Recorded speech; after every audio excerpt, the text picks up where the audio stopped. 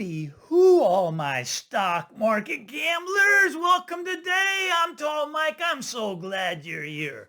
Well, what's going on with the stock market? They're still trying to get the S&P up to a new high. They haven't done it yet, 48.18. I think we're going to get there. I think we may even overshoot it a little bit, but I do think the rug pull's coming soon.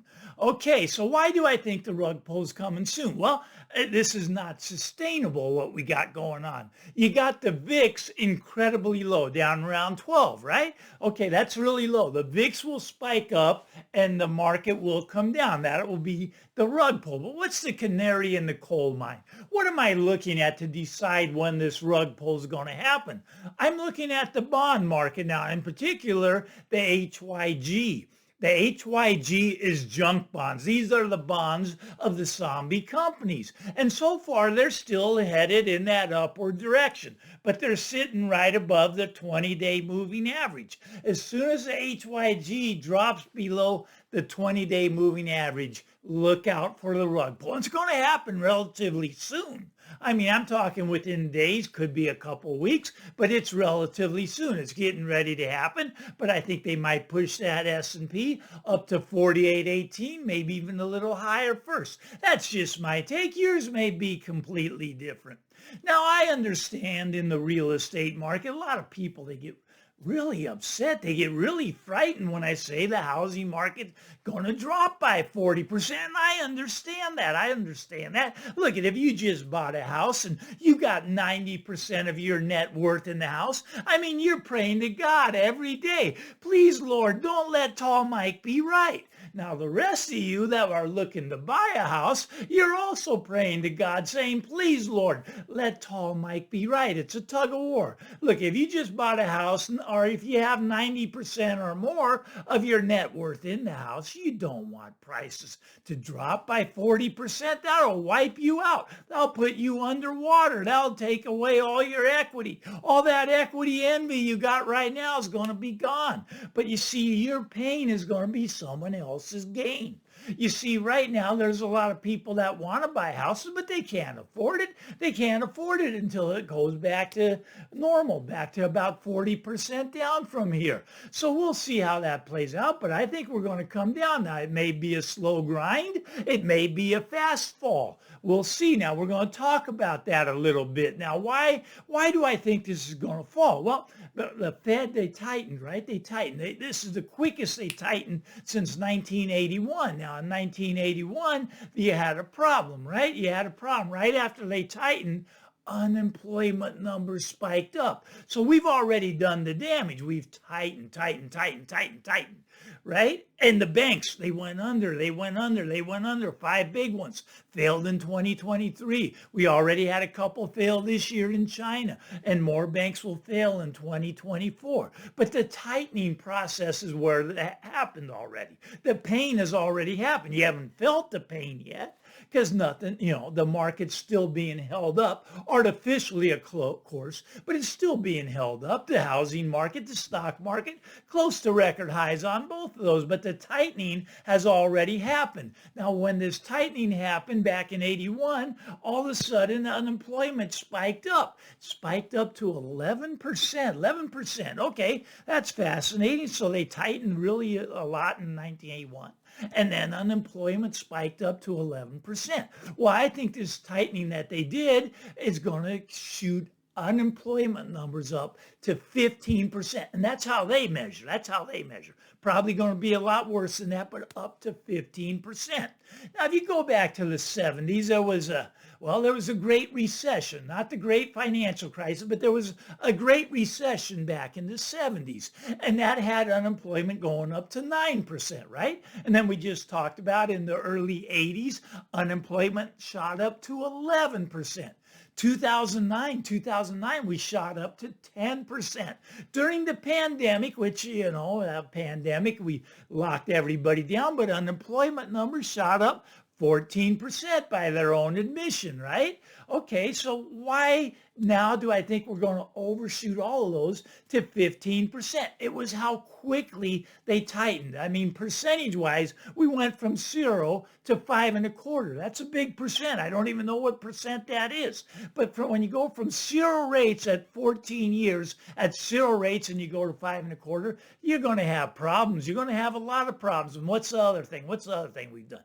Well, we printed a lot of money, right? We started the printing presses. Now you see back what's happened now. Okay, so the baby boomers, people my age, right? Okay, now we've done most of our spending already. Our spending has fallen off as we go into retirement years. We're not spending as much. Okay, so, but our spending, it wasn't economic growth for the last, 14 years or so. It was the government had printed money. You see, in 2008, we were about 10 trillion in debt, and now we're 34 trillion in debt, right? So they printed $24 trillion just to hand out so us baby boomers could continue to spend way above our means. But for most people, we spent way more than we should have. Okay, and that'd be true for the government. They spend way above their means. So from 10 trillion to 34 trillion, the extra 24 trillion, but also the balance sheet went from 1 trillion in 2008 to 9 trillion, an extra 8 trillion there. So about $32 trillion artificially stimulated the economy so the baby boomers can continue their spending wave.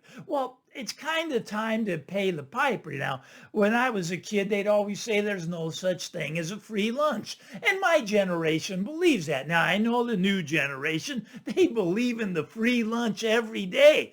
But Mike, we can just print money and get that free lunch every day. It doesn't do any harm. We've already printed 34 trillion we don't have, and nothing bad's happened. Mike, you're always talking gloom and doom. You don't know what's going on. You're just a boomer. I love the millennials. It's funny what they think. But okay, so unemployment numbers are going to spike up. Look, they did a survey of corporations, right? And 38%, almost 40% of corporations are saying they're going to have layoffs in 2024. Think about that. 40% of corporations are planning to lay people off in 2024. Some of these corporations are planning to lay off 10, 20, 30% of their workforce. Some of these corporations are flat out going to be going out of business because they're zombie companies. They can't get the refinancing they need to stay in business to pay their employees. So all of those people are just going to be flat out laid off. These zombie companies are about 20% right now. 20%. Zombie companies. Okay, so out of the S&P 500, you got 100 of those companies that should not even be in business because they don't bring in enough cash flow to make their interest payment on their debt. So what are they going to do? They're going to borrow. But you see, they were borrowing at 0%. Now they're up around 6, 7, 8%. They can't stay in business. So they're going to go out, and those people will be dumped onto the unemployment numbers. 100% of those people, but most companies just laying off, let's call it 20 to 25% of their workforce. So the layoffs are going to happen, right? And unemployment numbers are going to spike. It's going to get really ugly. Now, what happens when people get laid off? Well, they don't have a paycheck. Sure, they get that unemployment one. That's not that much though, right? That's not what they were making. They only get that for 3, 6 months. I don't even know what it is, but they get unemployment for a while. But that's going to run out too. So what are they going to do? They're going to have to tap into their house. But they're locked in at 2.8%. They can't tap into it, right? They can't refinance a vehicle. One, they don't have a job, so they don't qualify. How are they going to get the money out? Well, they could get a HELOC. Once again, no job, no HELOC. The only way they can get the money out is by dumping the house onto the market and praying that it still has equity left in it before everybody else beats them to the punch. There's going to be a lot of these properties onto the marketplace. Now, what also happens when people are unemployed, right? So you get 15% unemployment. Now, these people have a lot of time, but they don't have any money. So they're not going to be traveling to a lot of places. They're going to be staying put at home. So what does that do to all these Airbnb properties? These Airbnb properties are already circling the drain. Some people own 6, 7, 8, 10 of these properties, and they're going to be dumping these onto the market in a panic situation. What you're going to have is a tsunami of inventory coming onto the market. But you don't even need a tsunami to send prices down 40%. There's only what, 500, 600,000 homes for sale. Look, that's just on the margin. Well, those homes though, they determine where the price of all the homes are. The 100 million plus homes get determined their value by what happens with these 500,000. When this 500,000 doubles and becomes a million homes, well, those prices are going to come down quickly and dramatically, and 40% may be a conservative estimate. Now, once again, this is just my take. Your take may be completely different, but these jobs numbers that you're seeing in the news, it cracks me up. I mean, they come out, say, we created all these jobs, and the whole stock market likes that, we're going up, we're going up. And then the month later, they go, well, we have to revise that number down. Nobody really notices that. And then the jobs number comes out. We created all these jobs. Next month, they got to revise it lower. They're not telling you the truth. And I get that. And the jobs numbers themselves are so bogus, right? So bogus. I heard that at 60% of the jobs that are created right now are being created by the government. Would somebody please explain to me, what does the government produce? What do they make? These are worthless jobs, right? These are not jobs that are going to be helping the economy because the government doesn't create anything to help the economy. These are paper pusher jobs, right? They do absolutely nothing.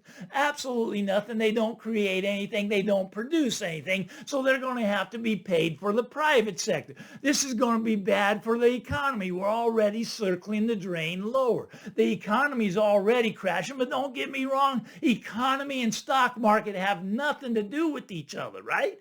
The economy can circle the drain all it wants as long as we can pump liquidity into the stock market from our angel Jerome Powell. He's our hero. He's the man. He's got the money. The central banks have all the money. Look at my opinion, Jerome Powell's way more powerful than the president. The president doesn't have any power these days. So, I mean, I could go on and on about that, but okay, so I think the central banks are the most powerful entities. Why? Well, because they're the ones that fund everything. We don't even have a military without the central bank funding them. So the military's going to back the central bank, right? I mean, that's where they get the money from. It. Whoever pays you, that's your boss, right? Well, that's who's paying them, the central banks. We don't have the money. We're in debt. We have to print the money. And this is the problem. This is the problem. That's where the power is in the central banks. They determine where the stock market goes. I'm telling you, get ready for a rug pull. The economy has been circling the drain for a while, but the rug pull is going to come from the stock market. Now, everybody in the moon boy camp, the moon boys, we're going to the moon. We got that Bitcoin ETF. Bitcoin's going to be at 1 million soon. I don't see it that way. I see a rug pull coming from both of them. Stock market rug pull, Bitcoin rug pull. Oh, real estate market, I'm sorry, but yeah, they're going to yank a rug pull. It's going to happen now. In real estate, it doesn't happen overnight. Like the stock market, that could go down 50% overnight.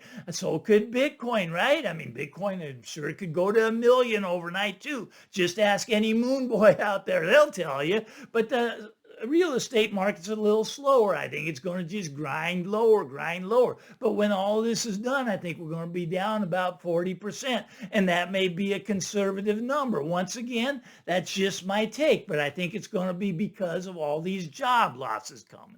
Now, you'll notice these job losses, I'm saying 15%. Well, 15% isn't that bad, really. In the Great Depression, it was 25%. 25%. 1 out of 4 people people were out of work. And that was true numbers. They didn't have all these part-time jobs where we count 3 part-time jobs, and we lose 1 full-time, but we had 3 part-time jobs. That means we created 2 new jobs that wash out, right? No, they counted the real way. 1 out of 4 people was out of work looking for work. Okay, that was the Great Depression. Now, what houses do in the Great Depression? They must have been down a lot, right? Well, no, they were only down 25%. Only came down 25% in the Great Depression. Now, why? Why? Well, because they didn't have the leverage we have today. If you wanted to buy a house, you had to put at least 50% down, and most houses were actually all paid off in cash. But they didn't have this 90% down. 1% down,